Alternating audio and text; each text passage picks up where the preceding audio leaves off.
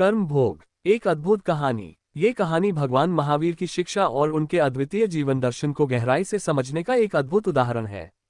महावीर का जीवन केवल आध्यात्मिक चिंतन, अहिंसा, प्रेम और करुणा का प्रतीक था। ये कहानी न केवल उनकी शारीरिक पीड़ा के प्रति संयम को दिखाती है, बल्कि उनके मानसिक और आध्यात्मिक दृष्टिकोण को भी प्रकट करती है, जो जीवन को शांति और प्रेम से जीने की प्रेरणा देती है। कहानी की शुरुआत इस तथ्य से होती है कि भगवान महावीर अकेले जंगल में तत्व चिंतन में लीन थे। तत्व चिंतन का मतलब है जीवन के गहरे और सूक्ष्म पहलुओं को समझने की प्रक्रिया। महावीर का उद्देश्य केवल बाहरी शांति प्राप्त करना नहीं था, बल्कि वे आंतरिक शांति और ज्ञान की खोज में थे। ऐसे समय में जब एक दुष्ट व्यक्ति उनका शांति भंग करने के प्रयास में लगा था, महावीर का मानसिक स्तर इतना ऊंचा था कि वे शारीरिक उत्पीड़न के बावजूद भी अपनी आंतरिक शांति बनाए रखने में सफल रहे। इससे ये सीखने को मिलता है कि असली शक्ति शारीरिक रूप से नहीं, बल्कि मानसिक और आत्मिक स्थिति में होती है। इस कहानी में दुष्ट व्यक्ति का चरित्र भी महत्वपूर्ण है।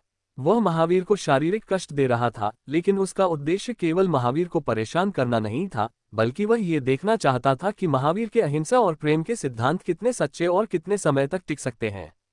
वह ये परीक्षण करना चाहता था कि जब किसी को अत्यधिक कष्ट दिया जाए, तो वह व्यक्ति कितना प्रेम कर सकता है। इसका प्रतीक है कि समाज में कई बार ऐसे लोग होते हैं जो हमारी अच्छाई का परीक्षण करते हैं, हमें धोखा देते हैं या कष्ट पहुंचाते हैं।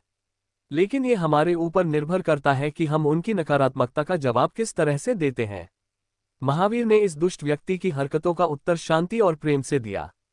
उन्होंने न तो गुस्से में आकर जवाब दिया, न ही अपनी शारीरिक पीड़ा का कोई विरोध किया। उनका यह आचरण ये सिखाता है कि किसी भी परिस्थिति में मनुष्य को अपनी मानसिक स्थिति को नियंत्रित करना चाहिए और बाहरी परिस्थितियों से प्रभावित नहीं होना चाहिए। ये दर्शाता है कि अगर हम किसी दुष्ट व्यक्ति द्वारा कष्टित होते हैं, तो हमारी आंतरिक शांति को कोई छीन नहीं सकता जब तक हम खुद उसे खोने न दें। जब दुष्ट व्यक्ति ने महावीर के कानों में लकड़ी का टुकड़ा डालकर उन्हें कष्ट देना शुरू किया, तो महावीर का शरीर खून से सना हुआ था। लेकिन उन्होंने स्पष्ट रूप से कहा, पीड़ा मेरे तन को नहीं, मन को हो रही है। यह महत्वपूर्ण संदेश है कि शारीरिक कष्ट भले ही गंभीर हो, लेकिन मानसिक शांति और संतुलन सबसे अहम है। महावीर का यह उत्तर ये दिखाता है कि अगर हम अपने मन को नियंत्रित करें, तो बाहरी कष्टों का हमें कोई असर नहीं पड़ता। शारीरिक पीड़ा क्षणिक होती है, लेकिन मानसिक शांति सदा बनी रहती है। महावीर की प्रतिक्रिया ने उस दुष्ट व्यक्ति को गहरे रूप से प्रभावित किया। जब उसने देखा कि महावीर शारीरिक कष्ट के बावजूद भी शांत और करुणामय बने हुए हैं, तो वह उसकी मानसिकता बदलने लगा। महावीर ने अपनी चिंता उस व्यक्ति के कर्मों के परिणामों के बारे में जताई। उन्होंने कहा, मैं तुम्हारे कष्टों के बारे में चिंतित हूं, जो तुम खुद अपने कर्मों के कारण भुगतोगे। ये वाक्य न केवल उस व्यक्ति के लिए एक चेतावनी थी, बल्कि यह सिखाता है कि हमें न केवल अपनी स्थिति का मूल्यांकन करना चाहिए, बल्कि दूसरों के कर्मों के परिणाम के बारे में भी सोचना चाहिए। महावीर का ये दृष्टिकोण हमारे जीवन में ये दर्शाता है कि हमें केवल अपनी परेशानियों पर ध्यान नहीं देना चाहिए, बल्कि दूसरों की परेशानियों और उनके कर्मों का भी मूल्यांकन करना चाहिए, ताकि हम सही मार्ग पर चल सकें। जब दुष्ट व्यक्ति ने महावीर से उनके बारे में इतनी चिंता और करुणा देखी, तो उसका हृदय परिवर्तित हो गया। उसने महावीर के चरणों में गिरकर माफी मांगी। ये तब होता है जब कोई व्यक्ति दूसरों से इतनी गहरी करुणा और प्रेम देखता है कि वह आत्म परिवर्तन की दिशा में प्रेरित होता है। महावीर ने जो उपदेश दिया, वह केवल शब्दों से नहीं, बल्कि उनके कार्यों और उनके आचरण से था।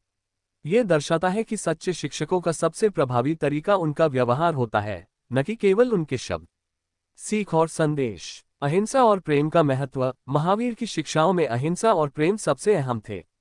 वे मानते थे कि अगर हम सभी जीवों से प्रेम करें और किसी को भी कष्ट न पहुंचाएं, तो ये ही सच्चा धर्म है। इस कहानी से हम सीख सकते हैं कि हमें हमेशा प्रेम और करुणा का अभ्यास करना चाहिए, चाहे सामने कोई भी परिस्थिति हो। मानसिक शांति। महावीर ने दिखाया कि शारीरिक पीड़ा और मानसिक शांति दो अलग अलग बातें हैं। शारीरिक कष्ट अस्थायी हो सकता है, लेकिन मानसिक शांति और संतुलन बनाए रखना ज्यादा महत्वपूर्ण है। दूसरों के कर्मों के परिणाम। हमें अपने और दूसरों के कर्मों के परिणामों पर भी विचार करना चाहिए। जैसे महावीर ने दुष्ट व्यक्ति की चिंता की, हमें भी यह समझना चाहिए कि हमारे कृत्य दूसरों को किस प्रकार प्रभावित कर सकते हैं। आध्यात्मिक उन्नति और आत्म परिवर्तन। जब हम सच्चे प्रेम और करुणा से जीते हैं, तो हम दूसरों में भी परिवर्तन ला सकते हैं। महावीर का जीवन ये दर्शाता है कि हमें अपने आचरण से ही दूसरों को सही मार्ग दिखाना चाहिए। ये कहानी महावीर की न केवल शारीरिक कष्ट सहन करने की क्षमता को दर्शाती है, बल्कि उनके गहरे आध्यात्मिक दृष्टिकोण और जीवन के प्रति प्रेमपूर्ण दृष्टिकोण को भी उजागर करती है।